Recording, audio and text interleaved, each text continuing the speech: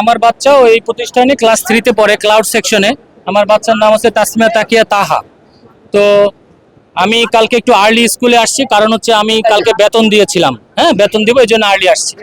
তো আর্লি এসে আমি ওই পাশটায় দাঁড়িয়েছিলাম, রোদের কারণে ওই পাশটা দাঁড়িয়েছি। তো যখনই ছুটি হয় আমি একদম এই যে যেখানে বিধ্বস্ত হয়েছে আমি এখানে দাঁড়াই, এবং আমার বাচ্চা আমাকে দেখে নাই, ওর সহপাঠী আমাকে দেখছে, দেখে আমাকে সহপাঠী আমার বাচ্চাকে বলছে তোমার বাবা আসছে। তো যখন আসছে সাথে সাথে বাচ্চার নামছে, আমি নিয়ে আপনার আমার গেটে আমার বাইক ছিল, আমি বাইক দিয়ে আমি চলে যাই। তো বাসায় যখন আমি পৌঁছাই, আমার বাসা 15 নম্বর সেক্টরে, পৌঁছানোর সাথে সাথে আমার আমার ওয়াইফের কাছে ফোন গেছে যে আমার আমার বাচ্চা আমি নিয়েছে কিনা। হ্যাঁ, অন্য গার্ডিয়ান ফোন দিয়েছে, তখন আমি বলছি যে হ্যাঁ বাচ্চা আমি নিয়ে গেছি।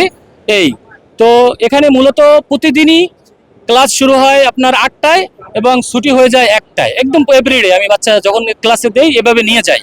তো এরপরে মূলত যে সকল বাচ্চার গার্ডিয়ান আসতে ডিলে করছে, লেট করছে, সেই সকল বাচ্চারা হয়তো এখানে ছিল। আর আরেকটা অপশন হচ্ছে যে ক্লাস ছুটির পরে একটা নির্দিষ্ট সময় মেবি 30 মিনিট অথবা 40 মিনিট পরে এই সকল বাচ্চাকে আবার কোচিং করানো হয়।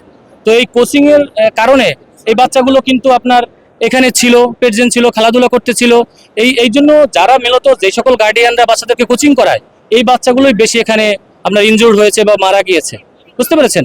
তো আরেকটা জিনিস হচ্ছে যে আমি বলতে চাই আপনার মাধ্যমে সারা বাংলাদেশের এই কর্তৃপক্ষকে, যে এই যে বিমান বাহিনীর যারা কর্তৃপক্ষ আছেন, ঊর্ধ্বতন কর্তৃপক্ষ যাদের দ্বারা এই ট্রেনিং গুলোর হয়, হ্যাঁ, এই এই এই এই জনবহুল এরিয়াতে এই ট্রেনিংটা আসলে করার উপযুক্ত কিনা, এটা আমার একটা প্রশ্ন থাকলো। এবং সেটা যদি এই এরিয়াতে, জনবহুল এরিয়া যদি প্রশিক্ষণের জন্য এটা উপযুক্ত না হয়, তাহলে কেন এই ট্রেনিং মহড়া এখানে দেওয়া হলো, এটা একটা কোশ্চেন। সেকেন্ড কোশ্চেন হচ্ছে, যথাযথ কর্তৃপক্ষের নিকট বিনীতভাবে অনুরোধ জানাচ্ছি যে এই ধরনের প্রশিক্ষণ এই ধরনের জনবহুল এরিয়ায় যেন আর পরবর্তীতে না হয়। আমাদের মতো এই যে সাধারণ মানুষের ছোট ছোট কচি সোনা বাচ্চা যারা আজকে প্রাণ হারালো, তাদের জন্য এরকম পুনরাবৃত্তি যেন অন্য ক্ষেত্রে না হয়। আপনি দেখেন কালকে আমার কপালে বা আমার বাচ্চার কপালেও কিন্তু এটা হতে পারতো।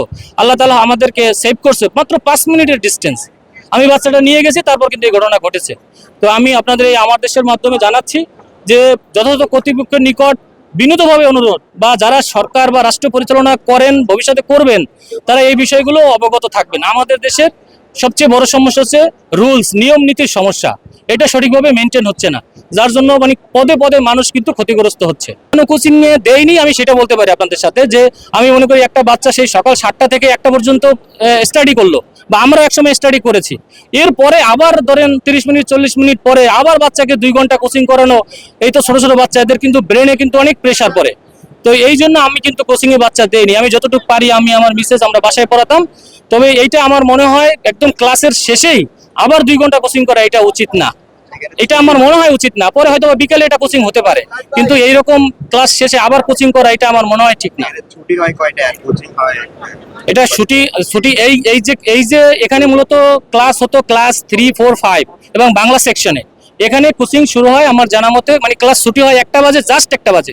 আমি যেহেতু আমার বাচ্চা মানে কোচিং করাই না, তবে আমার ধারণা 30 মিনিট বা 40 মিনিটের হয়তো একটা গ্যাপ থাকে, ওই সময় বাচ্চারা টিফিন করে বা লাঞ্চ করে, এরপর হয়তো বা কোচিং শুরু হয়। ঘটনা ঘটেছিল কয়টা? দুর্ঘটনার সময় তো আমি ছিলাম না, আমি তো জাস্ট 1 মিনিট বা 2 মিনিটে বাচ্চা নিয়ে বেরোইছি। তবে আমার ধারণা একটা 10-12 এরকম সময় দুর্ঘটনাটা ঘটেছে, একটা 10 অথবা 12 সম্ভবত। যারা কোচিং করার জন্য, স্বাভাবিকভাবে যারা কোচিং করার জন্য এই সকল বাচ্চাগুলো এখানে ছিল, তারা তো হয়তো বা ভিতরে ছিল, খেলাধুলা করতেছিল, অপেক্ষায় ছিল কোচিং এর, তারা কিন্তু ক্ষতিগ্রস্ত হয়েছে। আর একটা ক্ষতিগ্রস্ত হয়েছে কারা, যে সকল গার্ডিয়ান আপনার আসতে লেট করেছে, বাচ্চা নিতে রিসিভ করতে একটু লেট করে, যেমন আমারও লেট হয়, কোনো দিন আমার 20 মিনিট 25 মিনিট আধা ঘন্টা লেট হয়, তখন বাচ্চা কিন্তু ভিতরে তারা ধরে রাখে, বাচ্চা ছাড়ে না। তো এই ধরনের যাদের ক্ষেত্রে এই ধরনের হয়েছে, যারা লেট করেছে, তাদের ক্ষেত্রে হয়তো বা এরকম হয়েছে।